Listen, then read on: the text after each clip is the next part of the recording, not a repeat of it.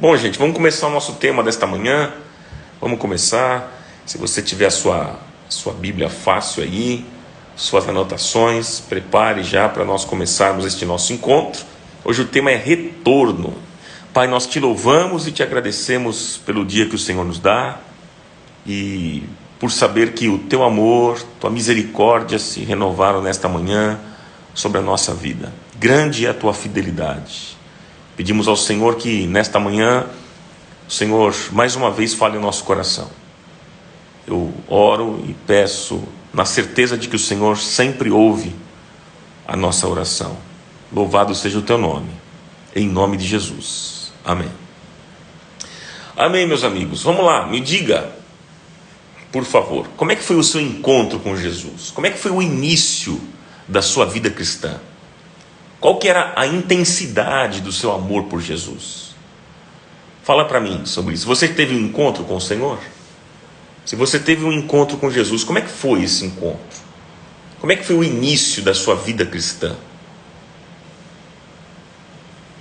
Diz para mim, por favor. Como é que foi o início da sua vida cristã? O encontro com Jesus. Hein? Qual que era a intensidade do seu amor por Jesus? Qual era a intensidade do seu amor por Jesus? Vamos lá, quero ler aqui o que vocês vão escrever. Escrevam, por favor. A Lena disse, muito intensa. A Maísa colocou, foi apaixonante. A Maria Botelho, apaixonante. A Angélica disse, tremendo.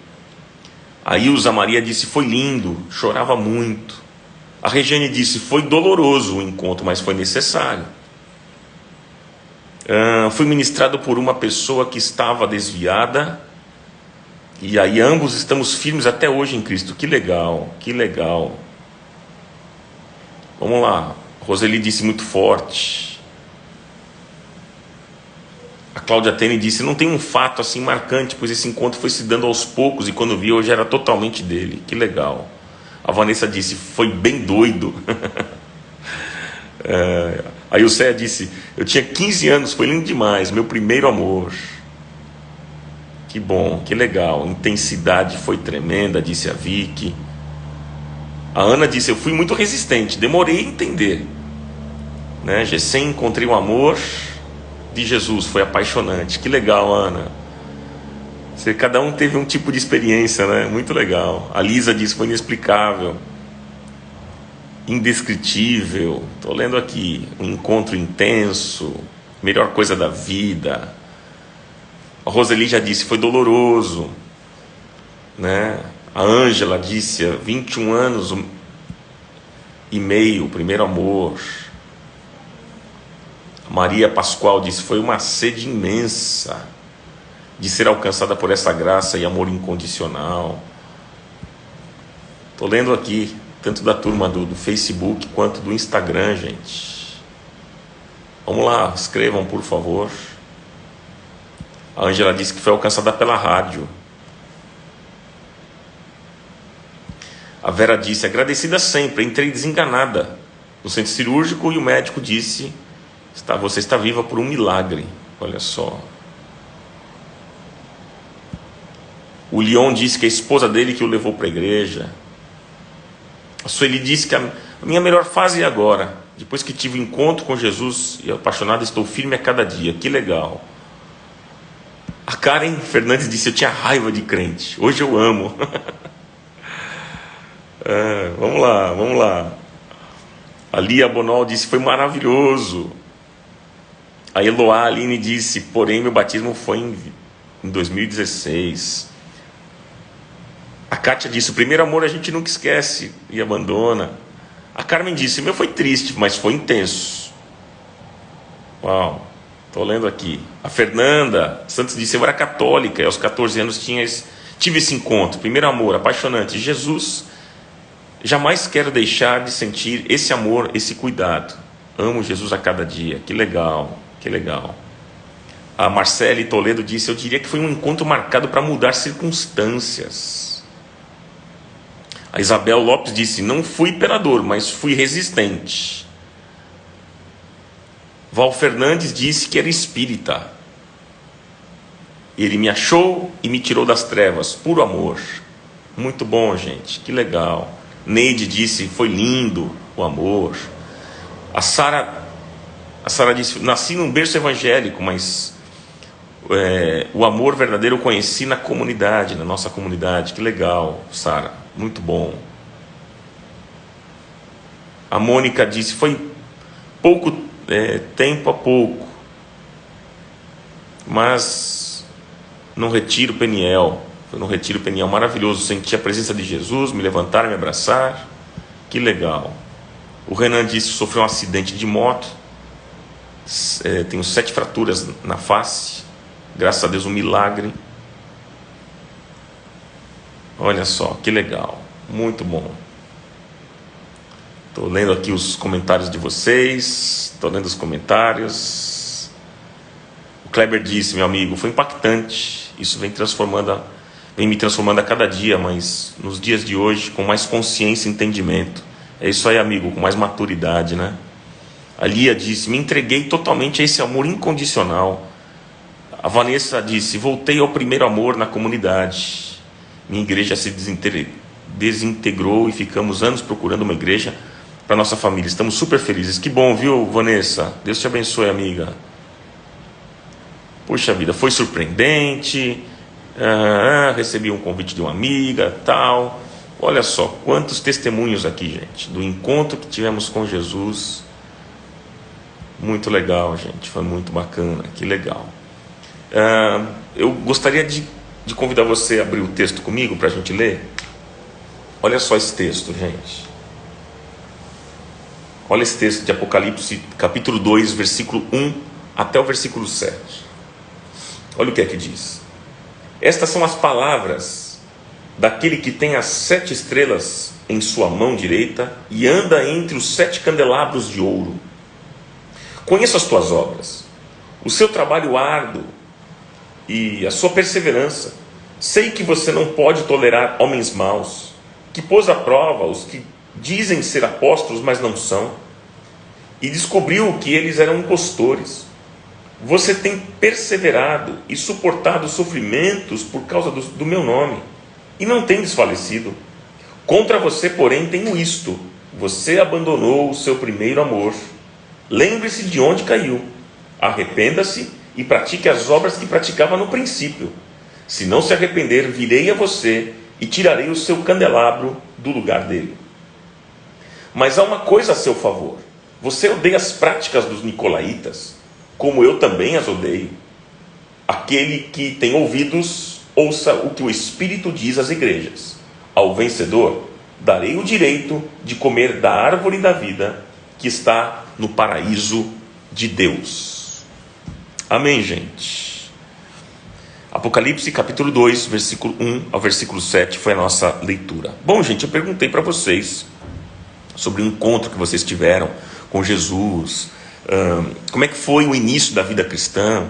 E aqui nós tivemos várias opiniões, né, várias coisas que vocês escreveram. Alguns disseram que foi meio conturbado, outros disseram que foi bom, foi maravilhoso, foi impactante, né? Enfim, cada um teve uma experiência, e o importante é que estejamos ligados ao Senhor, não é verdade?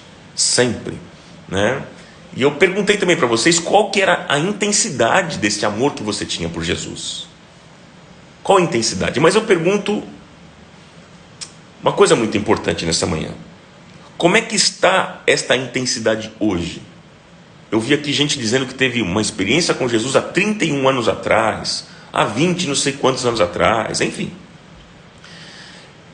E foi intenso, foi muito bom. Mas eu pergunto hoje: como é que está o seu amor? A intensidade deste amor? Como é que está a intensidade desse amor por Jesus? Você já pensou nisso? Se você fosse dar uma nota para você mesmo, de 1 a 10, como é que está a intensidade deste amor? Em relação ao que você tinha. Aquela paixão, aquele fogo dentro de você. Como é que está essa intensidade? Bom, gente, nós lemos aqui o livro do Apocalipse no capítulo 2. Nesse texto que nós acabamos de ler, Jesus estava se dirigindo à igreja de Éfeso, estava falando com a igreja de Éfeso. Uma igreja de 40 anos. 40 anos. Tem gente aqui que tem 40 anos de convertido, se não até mais. Não é? E então ele se apresenta dizendo assim, aqui no versículo 1: estas são as palavras daquele que tem as 7 estrelas em sua mão direita e anda entre os 7 candeeiros de ouro. É interessante, né? Alguns não entenderam isso. Como assim? 7 estrelas, 7 candeeiros, o que é isso, né? Este versículo, gente, mostra uma linguagem profética, cheia de simbolismos. Se você for ler no capítulo 1, nós lemos o capítulo 2, mas anote aí pelo menos, né? Anote aí, Apocalipse capítulo 1, versículo 20, mostra ali, né, explica, dizendo que estas 7 estrelas, que agora o texto se refere, são os anjos das 7 igrejas. Então as 7 estrelas são os anjos das 7 igrejas. E os 7 candeeiros são as 7 igrejas.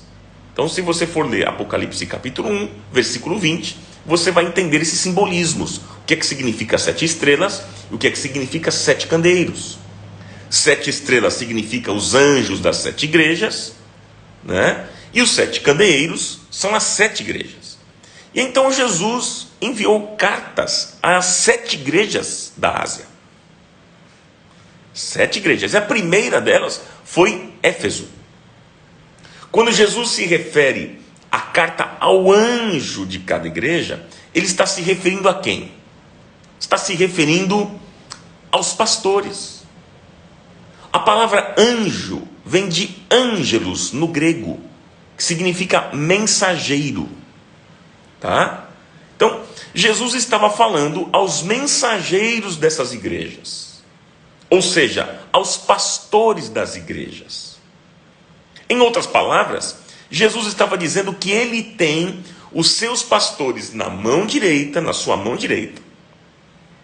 E por isso, gente, que nós devemos honrar e respeitar os nossos pastores, pois eles são levantados, inspirados e guardados pelo Senhor, e se necessário, até removidos pelo Senhor. Mas é com o Senhor, que os tem na sua mão direita, como diz o texto. Por outro lado, o Senhor também fala sobre os 7 candeeiros de ouro, que, como eu disse, são as 7 igrejas. Então Jesus tem na sua mão direita os pastores, os mensageiros, e ele tem também na sua mão esquerda as igrejas. É isso que o texto está dizendo. No plano espiritual, gente, quando o Senhor nos vê como comunidade, ele vê um candeeiro de ouro. E a boa notícia é que ele anda no meio dos candeeiros. Essa é a boa notícia. Muito maravilhoso a gente saber disso, não é, não, gente? É muito bom a gente saber disso, que o Senhor está presente em nosso meio. Ele não está lá nos céus olhando de longe e julgando a igreja. Não, mas ele tem aliança com a igreja. Ele se faz presente no meio da igreja.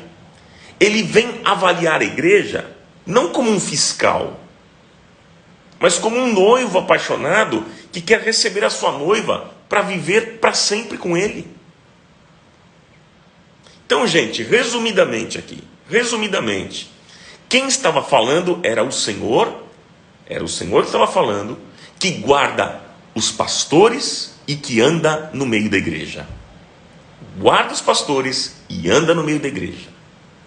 Em resumo, é isso, o que nós vimos até agora. Ok? Agora, a igreja de Éfeso, ela tem muita semelhança com muitas igrejas nos dias de hoje. E Jesus conhecia profundamente aquela igreja. E Jesus começa elogiando aquela igreja de Éfeso, porque de fato, gente, ela havia se tornado um modelo a ser seguido. Era um referencial de igreja. Igreja boa na época, qual era? A igreja de Éfeso. Era um referencial. E aqui é interessante que o texto, o Senhor destaca pontos a favor dessa igreja. A gente vê isso nos versículos 2, 3 e 6. Tem pontos a favor. Você quer ver quais são os pontos a favor? Se você quiser anotar, anote aí. Anote aí. Olha só um ponto a favor dessa igreja. Número 1. Era uma igreja operante, trabalhadora, que se ocupava na obra de Deus. Era uma igreja assim. Uma igreja operante, trabalhadora e que se ocupava na obra de Deus. Gente, não era uma igreja, a igreja de Éfeso, não era uma igreja que só se reunia aos domingos para cumprir protocolo, para cumprir um programa religioso. Não, mas era uma igreja apostólica. Era uma igreja que enviava, que preparava, que enviava. E Jesus disse: eu conheço as tuas obras. Então deixa eu dizer para você aqui, você que me ouve, você que tem se dedicado à obra de Deus, você que tem trabalhado na obra de Deus, você que tem liderado um pequeno grupo, você que tem participado de um ministério, Deus está dizendo para você hoje: eu tenho visto o seu trabalho, eu levo em consideração a sua dedicação à minha obra, eu levo, e a minha recompensa será certa na sua vida. Então saiba que o seu trabalho não é vão no Senhor, mesmo que não há reconhecimento humano, mas você tem um aplauso, o reconhecimento dos céus. Então essa era a primeira característica, o primeiro ponto a favor desta igreja é que era uma igreja operante, trabalhadora e que se ocupava na obra de Deus. O segundo ponto para a gente destacar aqui, qual era? Era uma igreja resiliente diante das provações. Essa igreja de Éfeso era uma igreja resiliente diante das provações. Uma igreja que, desde o seu início, havia sido perseguida de várias maneiras. Mas nunca, gente, nunca a perseguição fez enfraquecer a fé daqueles irmãos. Eles viram seus líderes sendo assassinados por causa da fé, mas eles não desistiram. Que exemplo para nós, não é verdade? Quando eu vejo muitas igrejas, hoje em dia, enfrentando problemas, tribulações e mesmo assim permanecendo firmes, eu concluo que são pessoas que não desistiram da fé. E Jesus considera a igreja que valoriza mais a fidelidade a Deus do que o seu conforto, do que o seu bem-estar e segurança. Então, gente, era uma igreja resiliente diante das provações. Esta igreja de Éfeso era assim. 2 pontos a favor. Terceiro ponto a favor dessa igreja. Você quer anotar? Anote aí. A igreja de Éfeso era uma igreja zelosa pela verdade. Era uma igreja zelosa pela verdade. Amigos, esta igreja não era uma igreja do oba-oba. Não era uma igreja de fachada, de aparência, de palco, de fama, de show. Não, nada disso. E Jesus estava elogiando essa igreja, dizendo o seguinte: olha, vocês resistem aos homens maus. Vocês provaram aqueles que se dizem apóstolos e não são. Vocês são sérios. Porque era uma igreja zelosa pela verdade. Veja que interessante. Essa igreja aqui de Éfeso não era uma igreja venha do jeito que você está e fique do jeito que você quiser. Não. Pelo contrário. Era uma igreja venha como você está e seja convertido a Jesus Cristo. Era uma igreja zelosa pela verdade, uma igreja séria. É o terceiro ponto a favor, né? E o quarto ponto a favor que o texto aqui destaca, gente? Qual é o quarto ponto a favor desta igreja? Que igreja, hein, gente? Você não queria fazer parte de uma igreja assim? Estou falando de 3 aspectos por enquanto. Vamos ver o quarto? Era uma igreja que odiava conceitos liberais. O texto fala dos nicolaítas. Quem eram os nicolaítas? Quem eram? Os nicolaítas, gente, eram aqueles que propagavam dentro da igreja conceitos que eram contrários à palavra de Deus. E isso afetava a moralidade, afetava o casamento, havia práticas pagãs. E a igreja de Éfeso era uma igreja que odiava isso. Quando tudo isso chegou a essa igreja foi tão séria e zelosa pela verdade, que não permitiu que esses conceitos se propagassem. Foram firmes, resistiram a esses conceitos mundanos e pagãos. Eles queriam ser conhecidos como uma igreja que prega o verdadeiro evangelho do reino de Deus. E aí Jesus disse, ele disse para essa igreja: eu tenho isso ao seu favor. Gente do céu, olha que igreja. A igreja de Éfeso é uma igreja que nós queríamos fazer parte. Nós iríamos querer fazer parte. Que igreja linda, que igreja admirável. Você viu os aspectos que eu mencionei para vocês? Dos pontos a favor que Jesus está destacando. É Jesus que está falando, gente. Jesus fala para essa igreja: olha, vocês são uma igreja operante, vocês são uma igreja trabalhadora, vocês se ocupam com a obra de Deus, vocês são resilientes diante das provações, vocês são zelosos pela verdade, vocês odeiam conceitos liberais. Meus parabéns. Olha que padrão, olha que igreja, gente. Que igreja. Às vezes eu fico pensando, será que existe hoje, nos dias atuais, igreja assim como a de Éfeso? Será? Será? A igreja de Éfeso era admirável. Quem dera se todas as igrejas do nosso tempo fossem assim. Quem dera. Nossa, seria maravilhoso. Mas aí vem uma outra parte dessa história, gente. Vem uma outra parte dessa história. E agora, depois do elogio, Jesus começa elogiando. Jesus começa elogiando. Mas agora Jesus muda o tom. E ele diz no versículo 4. Ele diz no versículo 4, olha lá. Anote. Contra você, disse Jesus, contra aquela igreja. Porém, tenho isto: você abandonou o seu primeiro amor.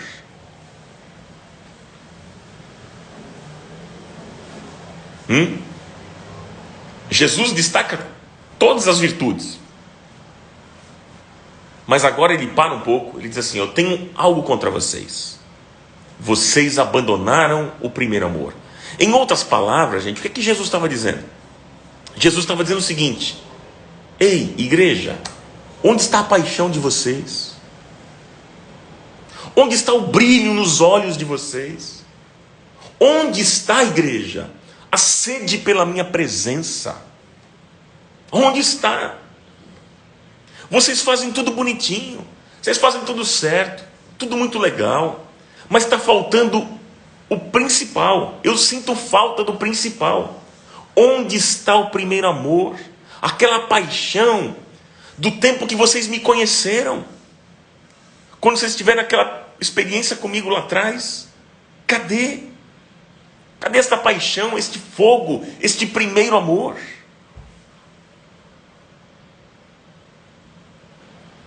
Você vê que coisa interessante, dá um nó na gente, não é, pessoal? Uma igreja com todas essas virtudes, você vai dizer para mim: poxa, mas era uma igreja, se tendo essas virtudes, era uma igreja apaixonada, uma igreja vibrante, uma igreja sedenta de Deus.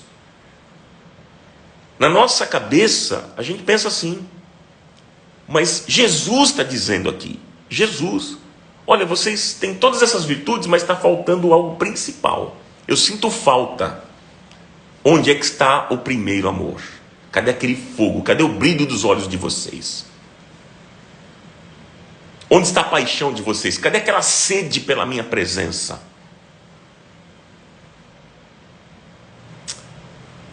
Que coisa, né, gente? Que coisa. Jesus queria um verdadeiro arrependimento daquela igreja. Jesus queria um verdadeiro arrependimento. Por quê? E por quê, gente? Porque Jesus não quer apenas a nossa fidelidade. Jesus não quer apenas a nossa obediência e o nosso trabalho, como nós vimos na igreja de Éfeso. Jesus não morreu, gente. Jesus não morreu por uma senzala, por um bando de escravos que faz literalmente tudo o que ele quer. Não.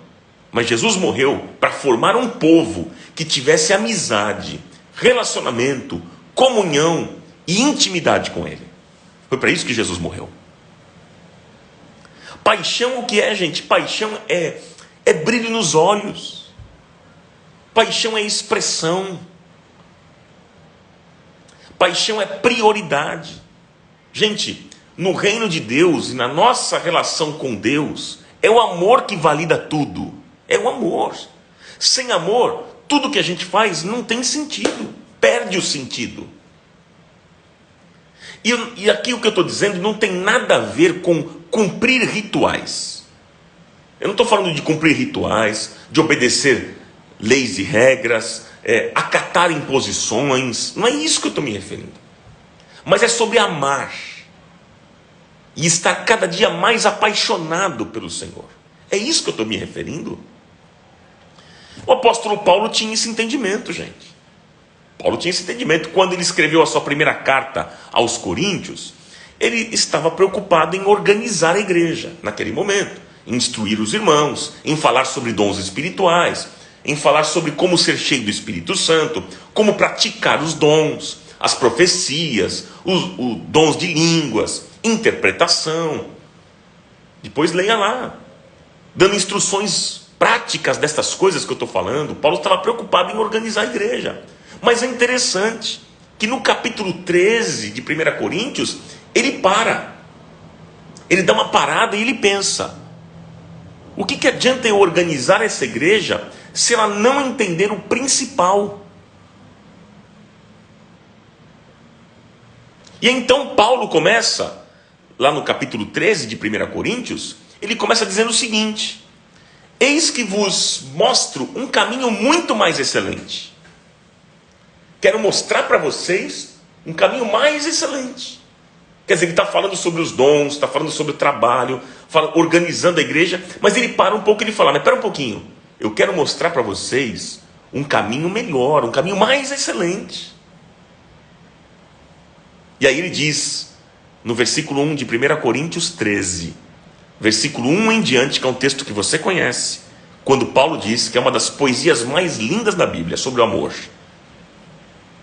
Ele diz: ainda que eu fale as línguas dos homens e dos anjos, se não tiver amor, serei como sino que ressoa, ou como prato que retine. Ainda que eu tenha o dom de profecia, e saiba todos os mistérios e todo o conhecimento, e tenha uma fé capaz de mover montanhas, se não tiver amor, nada serei. Ainda que eu dê aos pobres tudo o que eu possuo, e entregue o meu próprio corpo para ser queimado, mas não tiver amor, nada disso me valerá.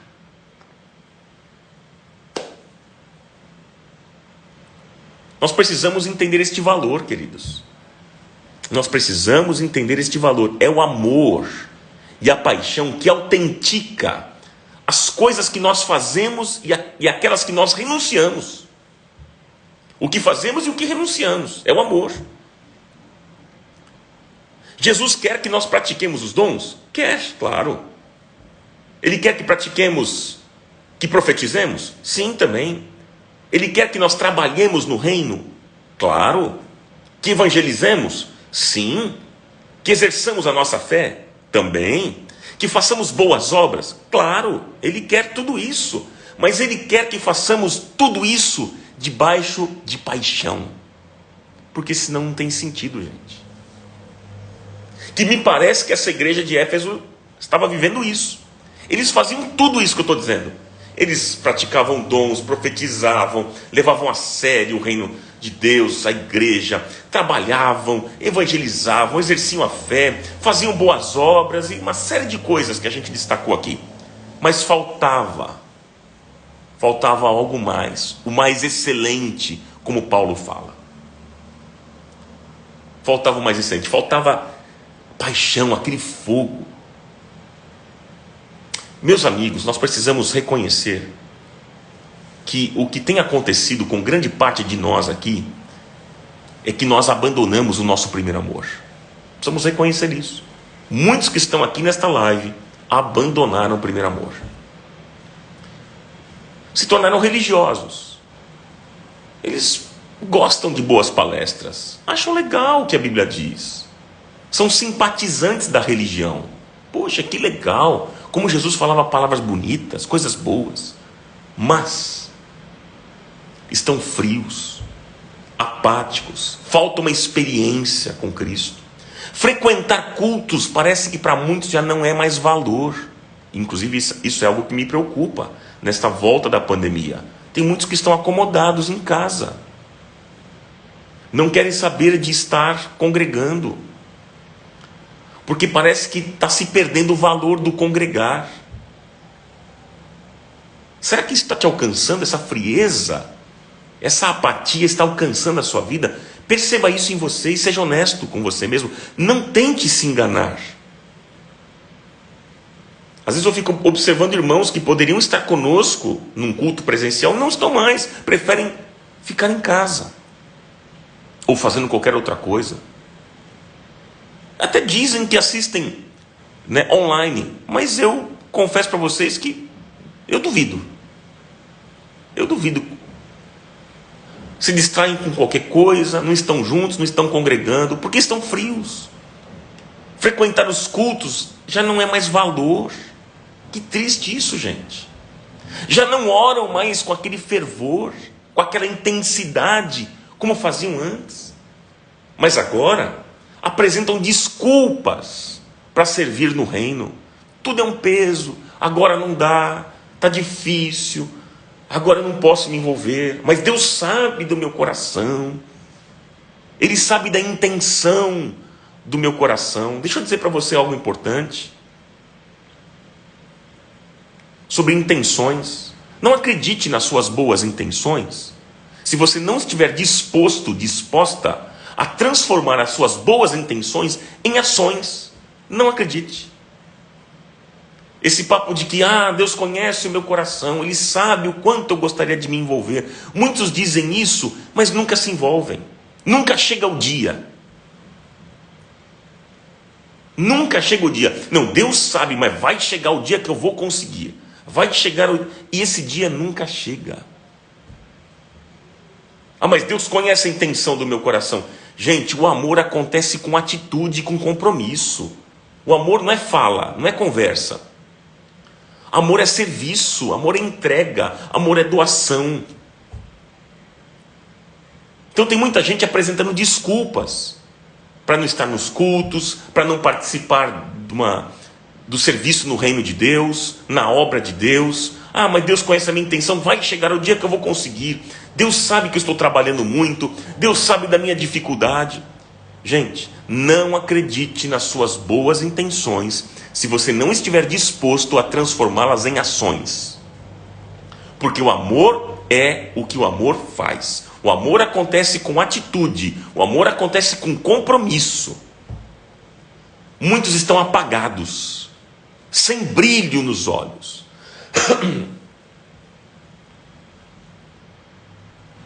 Sem brilho nos olhos. Muitos abandonaram ao Senhor, queridos, porque o deixaram de amar. Essa é uma realidade.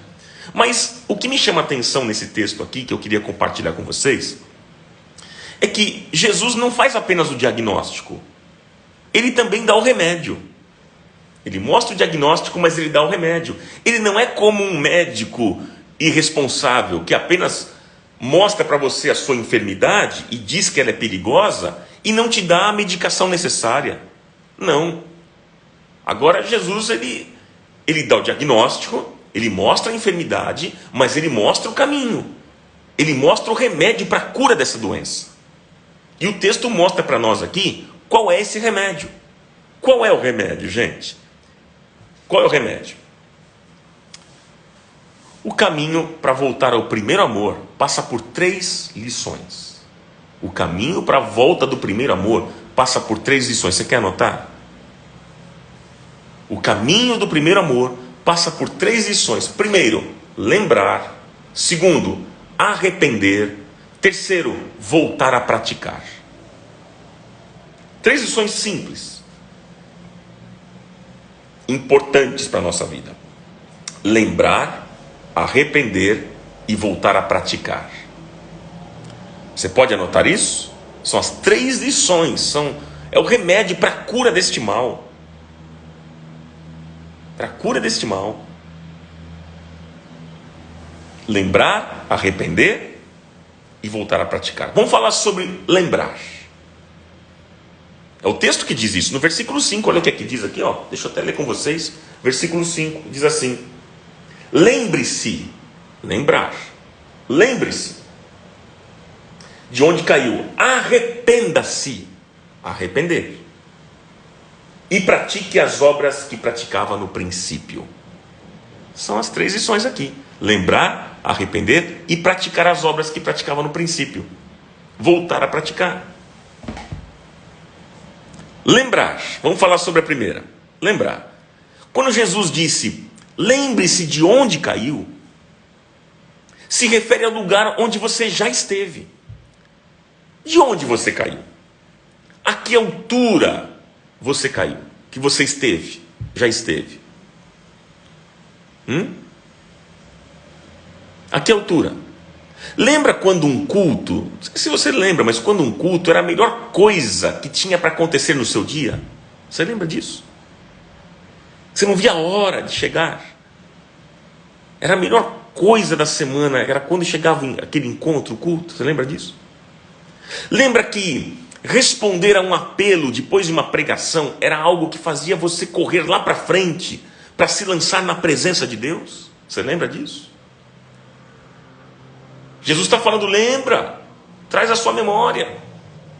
Lembra que ter tempo com Deus fazia você esquecer as horas? Você lembra disso? Lembra quando você chorava, se quebrantava na presença de Deus? Você lembra disso? Traga tudo isso à sua memória, porque se você já viveu isso, você sabe que isso existe e que isso é real. Eu não estou falando aqui, presta atenção, deixa eu abrir aqui um parênteses importante. Presta atenção aqui. Eu não estou falando de viver de passado, ficar olhando para o passado e viver do passado. Não é isso que eu estou me referindo. Nós não devemos ficar vivendo do passado e olhando para o passado, não é isso. Mas nós devemos fazer isso quando? Quando é que a gente tem que olhar para o passado? Quando? Quando a gente perde algo. É nesse sentido. Então lembre-se de onde você já esteve, do que você já sentiu, traga isso à sua memória, e do que você já foi capaz de fazer para o Senhor. Lembre-se disso. O conselho de Deus para nós é Lamentações 3:21. Quero trazer à memória o que me pode dar esperança. Traga à sua memória, meu amigo, minha amiga, que me acompanha nesta live, pelo Facebook e pelo Instagram. Traga à sua memória aquilo que traz esperança. Lembre-se da sua paixão por Deus, pelo Senhor. Quem viveu essa paixão precisa buscar essa experiência cada vez mais. E quem nunca viveu? Quem nunca viveu essa paixão precisa buscar essa experiência e ter um encontro real com Jesus. Precisa ter um encontro profundo e verdadeiro com o Senhor. Segunda lição que eu vou deixar para vocês. A primeira qual é? Lembrar. A segunda que Jesus dá aqui para nós é o remédio, lembrar. O segundo é arrepender, gente. Arrepender. Gente, arrependimento só existe quando eu tenho consciência de que eu fiz algo errado. Se eu não tenho consciência de que eu fiz algo errado, eu não vou me arrepender. Então, o arrependimento só existe realmente quando eu tenho a plena consciência de que eu fiz algo errado. No arrependimento, guarde isso. No arrependimento não há espaço para desculpas, para justificativas. Não há espaço para isso. Sabe que muitos, quando são confrontados, ficam se justificando. Ficam dizendo, eu errei, mas foi a atitude do outro que me levou a fazer isso. É aquela síndrome de Adão, né? Como a gente falou ainda esses dias na live aqui. Foi a mulher que tu me deste, Senhor. Quando Deus o confrontou lá no jardim do Éden, Adão disse isso. Foi a mulher que tu me deste. Tem muita gente assim. Quando confrontados, se justificam. Quando há justificativa, gente, não há arrependimento. Simples assim. Quando você vê a pessoa justificando muito, pode saber que não tem arrependimento. Não tem. Deus não está pedindo as suas justificativas. Deus não quer saber das suas justificativas. Deus quer arrependimento, amigos. É arrependimento. Arrependa-se. Reconheça que você abandonou certas práticas. Diga isso. Que você diga a Deus, Senhor, fui eu que abandonei certas práticas. Reconheça isso. Que você deixou por conta própria a sua paixão. Que você se distanciou das coisas de Deus. Reconheça isso. Que você que permitiu o orgulho e a arrogância tomar o seu coração. Reconheça isso. Certa vez, Deus disse para o profeta Jeremias, né? Profeta Jeremias, anote aí, Jeremias 2, versículo 13. Jeremias 2, 13. Deus disse para o profeta: o meu povo cometeu 2 crimes. Eles abandonaram a mim, fonte de água viva, e eles cavaram as suas próprias cisternas rachadas, que não retêm água. 2 crimes. Em outras palavras, o que é que Deus estava dizendo? Deus estava dizendo que aquele povo havia deixado o Senhor em segundo plano. E eles cavaram as suas próprias cisternas rachadas, que não têm água. Ou seja, muitos de nós estamos muito ocupados com as nossas cisternas. O que significa isso? As coisas deste mundo. Nós estamos muito ocupados com as coisas deste mundo, que são cisternas rachadas. E o reino de Deus não está apoiado nas coisas deste mundo, e nem nas coisas que agradam o homem. O reino de Deus está apoiado naquilo que agrada a Deus, e não o que agrada o homem. E o Senhor está dizendo, agora, arrependa-se e volte a me colocar como prioridade na sua vida. De repente hoje, esta é a palavra de Deus para você. Arrependa-se e volte a colocar Deus como prioridade na sua vida. E terceiro, anote aí. Anote aí. O que eu falei até agora, gente? Eu falei sobre 2 aspectos aqui importantes. Qual que é o remédio? Lembrar, arrepender e agora voltar a praticar. Que é o mesmo versículo que está dizendo isso. Foi o que Jesus disse. Volte a praticar. Jesus está nos ensinando, gente, a reavivar a paixão. É isso que ele está nos ensinando aqui. Você pergunta para mim, o que eu faço se a paixão for perdida? Ela foi perdida, Ronaldo. O que eu faço? Faça aquilo que você fazia antes. Nós devemos voltar a fazer o que nós fazíamos antes, quando nós éramos apaixonados. Porque paixão, gente, é fogo. Paixão é sede. Paixão é vontade de fazer. Isso é paixão. É ter vontade de fazer, é ter prazer, é ter alegria e não peso. O problema, gente, é que nós ficamos passivos, esperando que a paixão volte. Quando a paixão voltar, então eu vou fazer. Sabe quando que vai voltar? Se você continuar assim, passivo, vai voltar nunca. Ah, quando a paixão voltar eu vou fazer. Quando a paixão voltar eu vou me dedicar. Quando a paixão voltar eu vou participar. Não faça isso. Porque o que Jesus está ensinando aqui para nós nesta manhã, para mim e para você, que se você quer a paixão, você deve começar pela prática. É pelas obras. Pelas coisas que você fazia. Então eu pergunto, você quer a paixão de volta? Se você diz que sim, que você quer essa paixão de volta, então aqui está o recado de Jesus. Se você quer essa paixão, você precisa voltar a praticar, porque a paixão, ela começa pela prática. Começa pela prática. O que você fazia e hoje você não faz mais? Você, por exemplo, ia aos cultos e hoje você não vai mais? Volte a frequentar. Não fique esperando a paixão vir para você voltar. A paixão vem quando você vai. Quando você começa a frequentar, a paixão volta. O que você fazia antes e hoje você não faz mais? Você tinha o seu tempo devocional diário e hoje você não tem mais? Volte a ter esse tempo. O que você fazia que hoje você não faz mais? Você orava com mais fervor e agora você não ora mais? Volte a orar. Você frequentava um pequeno grupo, uma pequena célula na sua igreja e hoje você não frequenta mais? Volte a frequentar. Você era um abençoador na obra de Deus e hoje você não é mais? Volte a praticar. Volte a abençoar. Percebe, gente? Volte à prática das primeiras obras e a paixão vai voltar. Simples assim. Por quê, gente? Porque quando você volta a praticar os atos da paixão, você alimenta a paixão e ela vai ressuscitar no seu coração. Eu vou repetir isso. Eu vou repetir. Eu disse para você praticar as primeiras obras e a paixão ela vai reacender no seu coração. Porque tem muita gente esperando primeiro a paixão reacender para depois praticar. Mas é o contrário.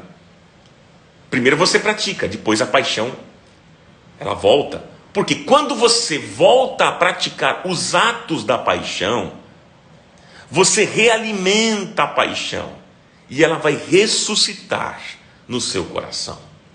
Jesus disse, Mateus 7:8, que inclusive será o tema da segunda-feira. Vou falar sobre petição. Petição é o tema da segunda-feira. Mas Jesus disse, lá em Mateus 7:8, todo o que pede, recebe. O que busca, encontra. E aquele que bate, a porta será aberta.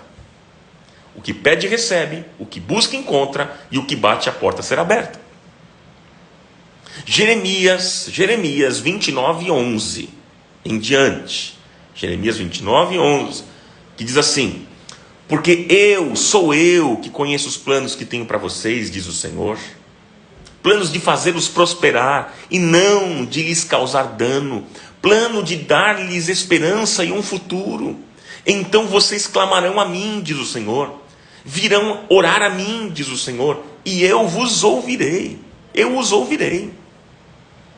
Vocês me procurarão, diz o Senhor, e me acharão quando me procurarem de todo o coração. E eu me deixarei ser encontrado por vocês, declara o Senhor. Jeremias 29:11 em diante. Eu quero encerrar aqui para a gente orar. Como é que está a sua vida? Como é que está a sua vida? Alguém disse aqui, né? Que o Senhor ele assopra o pavio que fumega. É isso mesmo, ele não apaga. Ele não apaga, é isso mesmo. E Jesus não veio para condenar o mundo, ele veio para salvar o mundo. Como é que está a sua vida? Quais as obras você praticava no início lá da sua conversão? Lembra quando a gente falou aqui? Foi tão legal no início, né?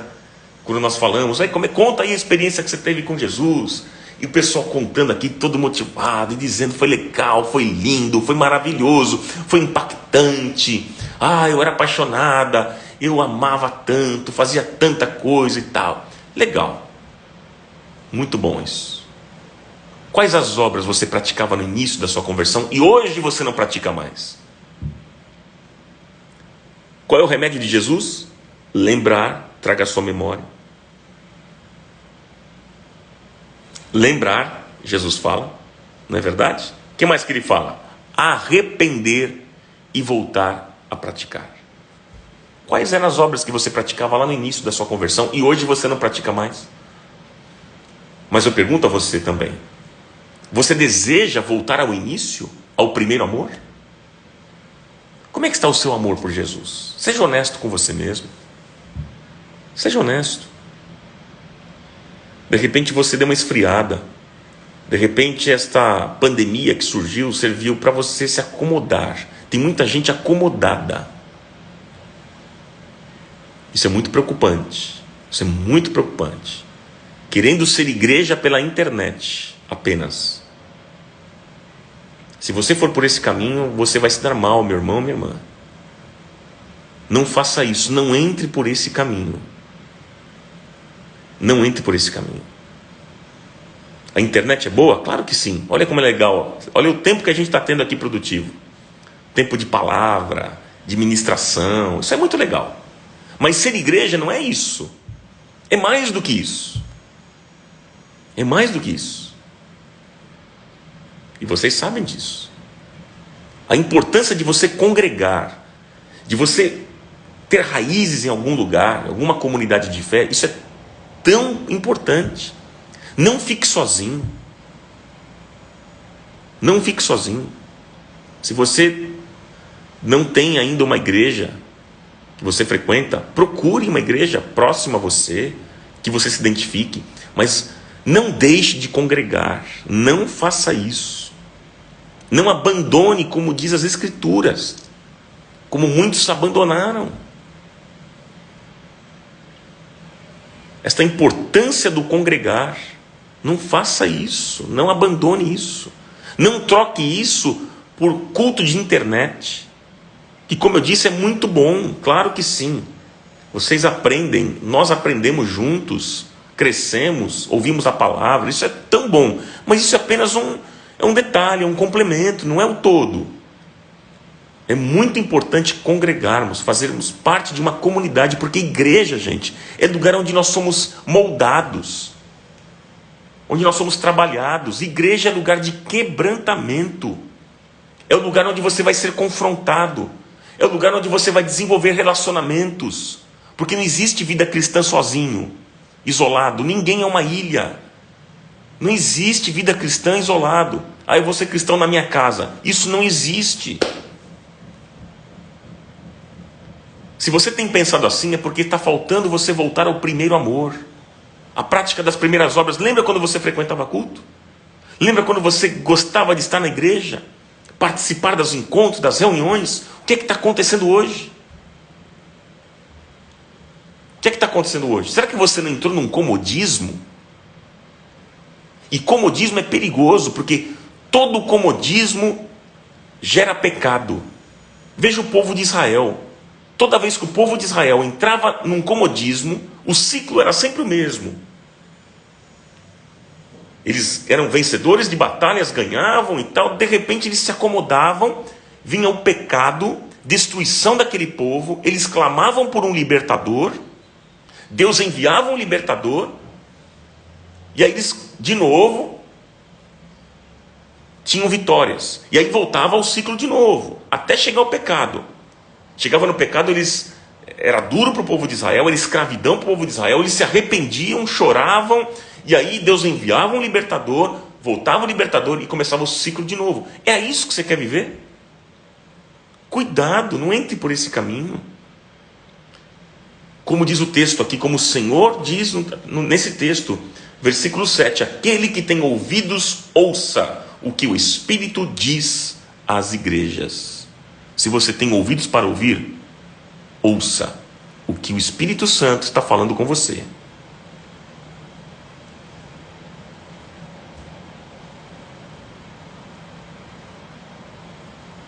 Ouça, esteja presente na sua comunidade de fé. É claro que a gente sabe que nesse momento algumas pessoas não podem estar, por causa dos protocolos de segurança e tudo mais, de saúde, enfim. Mas alguns que já podem estar, Muitas vezes não vão por serem cara de pau. Por estar faltando realmente fogo da paixão. Porque estão acomodados. Não entre no comodismo. Por favor, não faça isso. Retorne. Hoje o tema é retorno. É retorno. Volte ao primeiro amor. A prática das primeiras obras. Volte. A prática daquilo que você fazia lá no começo, quando você teve um encontro real com Cristo. E que o Senhor te abençoe poderosamente. Vamos orar. Pai, em nome de Jesus, eu te agradeço pela tua palavra. E eu te peço nesta manhã que o Senhor avive a tua obra no nosso coração. Pai, quantas vezes temos sido frios, apáticos, indolentes, preguiçosos. Pai, temos sido tão orgulhosos. Entramos muitas vezes num comodismo que nos atrapalha tanto e nos leva a errarmos, a pecarmos contra o Senhor.